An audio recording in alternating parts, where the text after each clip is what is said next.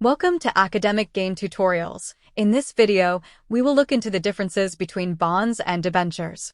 Bonds are debt financial instruments that both public and private sector companies use to raise funds for their operations. The government agencies, financial institutions, as well as private enterprises issue these instruments to investors. Bonds are secured by their physical assets. The holder of these bonds is the lender, while the issuer of these bonds is the borrower. On the other hand, debentures are also debt financial instruments like bonds. Organizations use these instruments to get funding for their daily needs. They are generally not secured by any physical assets of the issuers, which makes them riskier than bonds. They also carry a fixed or floating interest rate. So, let's look into the basic differences between bonds and debentures in a tabular form. Difference number 1.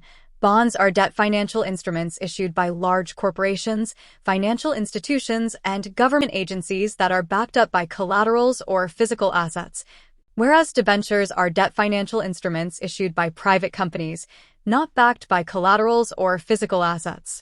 Number 2. The owner of a bond is called a bondholder, whereas the owner of a debenture is called a debenture holder. Number 3. Bonds are secured by the collateral or physical assets of the issuing company, whereas debentures are not secured by the collateral or physical assets of the issuing company. Number 4. Bonds are long-term investments with a tenure generally higher than debentures, whereas debentures are generally short to medium-term investments with a tenure usually lower than bonds. Number 5. Large corporations, financial institutions, and government agencies issue bonds for their long-term capital requirements, whereas private companies generally issue debentures for their immediate capital requirements. Number 6. Bonds carry a fixed or floating interest rate that is generally lower than debentures because they are more stable in terms of repayment and are backed by collateral of the issuing company, whereas debentures carry a fixed or floating interest rate that is generally higher than bonds because they are less stable in terms of repayment and are not backed by collateral. Number 7.